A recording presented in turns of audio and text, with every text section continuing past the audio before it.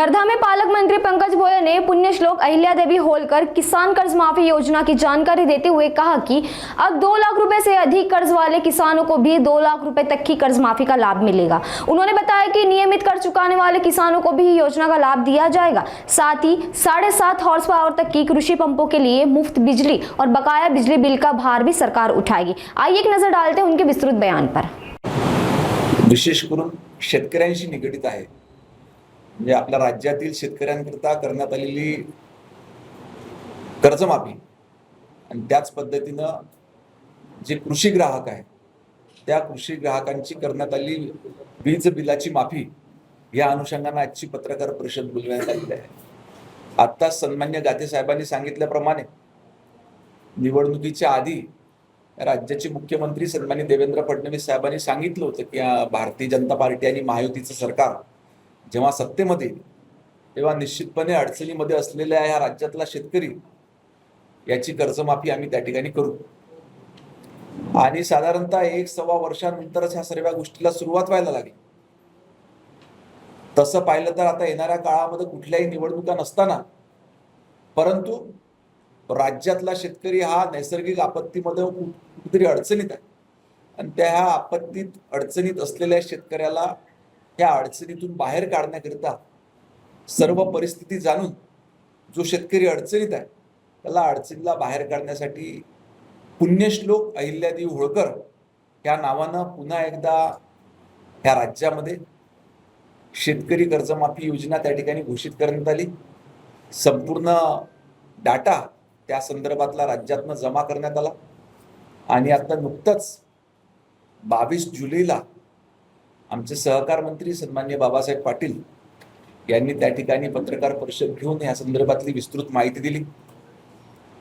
पक्षाने सूचना केल्याप्रमाणे प्रत्येक जिल्ह्यात त्या ठिकाणी पालकमंत्र्यांनी देखील पत्रकार परिषद घेऊन त्या माहिती त्या ठिकाणी द्यायची होती। याच अनुषंगानं आज आपण या ठिकाणी ही पत्रकार परिषद बोलवली आणि आपल्या मार्फत लोकांपर्यंत याची अजून माहिती जावी।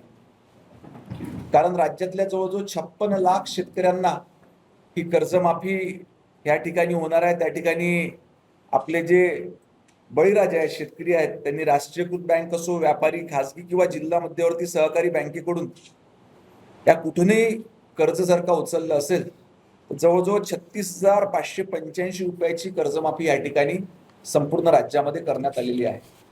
आणि यावेळेसच्या कर्जमाफीची खासियत अशी आहे जी आपल्या सर्वांच्या माध्यमातून लोकांपर्यंत गेली पाहिजे। आतापर्यंत 2 लाखाची जी अट राहायची तर 2 लाखाच्या आतमध्ये जे शेतकऱ्यांचं कर्ज राहायचं त्यांना त्या ठिकाणी तो शेतकरी कर्जमाफीचा लाभ मिळायचा। पण यावेळेस मात्र ही 2 लाखापर्यंतच कर्जमाफी न ठेवता त्या ठिकाणी ज्या शेतकऱ्यांचं 2 लाखापेक्षा जरी जास्त कर्ज असलं तरी त्यांना 2 लाख रुपयापर्यंतची कर्जमाफी त्या ठिकाणी मिळणार आहे। उर्वरित रक्कम त्या शेतकऱ्याला मात्र त्या ठिकाणी भरायची। दुसरा एक विषय तो म्हणजे दरवेळेस जे शेतकरी रेग्युलर कर्ज भरायचे त्यांना 50,000 रुपयाचं अनुदान याच्यावर आमचा जास्त भर त्या ठिकाणी राहणार आहे। कारण आपण बघितलं की अनेक प्रामाणिक शेतकरी जे रेग्युलरपणे त्या ठिकाणी शेती कर्ज भरतात तर त्यांना देखील त्यांचा देखील कुठेतरी सन्मान झाला पाहिजे याच्याकरता 50,000 रुपयापर्यंतचं अनुदान आपण त्या ठिकाणी देणार आहोत। त्याच पद्धतीने 50,000 रुपयाची मर्यादा आता महात्मा ज्योतिराव फुले शेतकरी कर्जमुक्ती योजनेत म्हणजे आधीची जी आपली योजना होती महात्मा ज्योतिबा फुले कर्जमाफी योजना त्यावेळेस त्यांना 50,000चा लाभ मिळाला होता म्हणून त्यांना आता लाभ द्यायचा नाही ही अट त्या ठिकाणी रद्द करण्यात आली आहे। आता जरी त्यांनी देखील कर्ज उचललं असेल तर त्यांना देखील कर्जमुक्तीचा लाभ त्या ठिकाणी मिळणार आहे।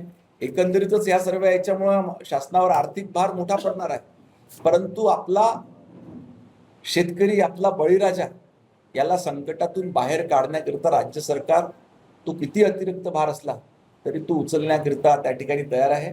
त्याच्याचमुळे ही एवढी मोठी कर्जमाफीची योजना आपल्या राज्यामध्ये या ठिकाणी करण्यात आलेली आहे।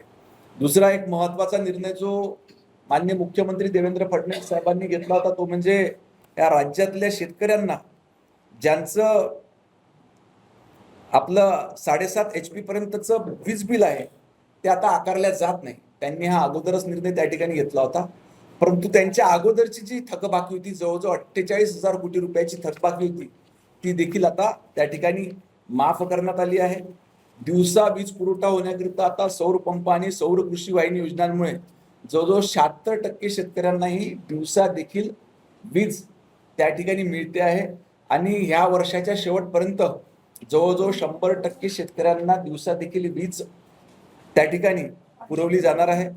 उत्पादन खर्च कमी करण्याकरता आणि शेतकऱ्यांना शेती खर्च कमी करण्यासाठी आता सरकारनं, कारण आपण एकीकडे म्हणतो की उत्पादन क्षमता शेतकऱ्याची वाढली पाहिजे, त्याच्यावरचं जर का संकट दूर करायचं तर त्याची उत्पादन क्षमता त्या ठिकाणी वाढली पाहिजे आणि त्याचा जो शेती करण्याकरिता जो खर्च असतो तो खर्च कमी झाला पाहिजे. हा खर्चामधलाच एक महत्वाचा तो ज्याचा खर्च जो राहायचा तो वीज बिलाचा राहायचा. याच्याच करता आपण वीज बिल माफी योजना त्या ठिकाणी आणली आणि जवळजवळ 25,000 कोटी रुपयाची वीज बिल माफी दरवर्षी यामुळे आपण सरकार त्या ठिकाणी भरणार आहे. महावितरण मधल्या नफ्यात असलेला बिगर कृषी विभाग वेगळा करून भांडवली बाजारात सूचीबद्ध म्हणजे लिस्टेड करून त्याचा देखील आपण मोकळा केला आहे. आणि स्वतंत्र कंपनीच्या माध्यमातून 45 लाख कृषी ग्राहकांसाठी वीज बिल माफी सारख्या कल्याणकारी योजना याच्यानंतर देखील आपण या ठिकाणी सुरू ठेवणार आहोत. त्याच्यामुळे असे अनेक हे दोन महत्वाचे निर्णय त्या ठिकाणी आपल्या सरकारने घेतलेले आहे. जिल्ह्याची थोडी माहिती आपल्याला या ठिकाणी दिली पाहिजे.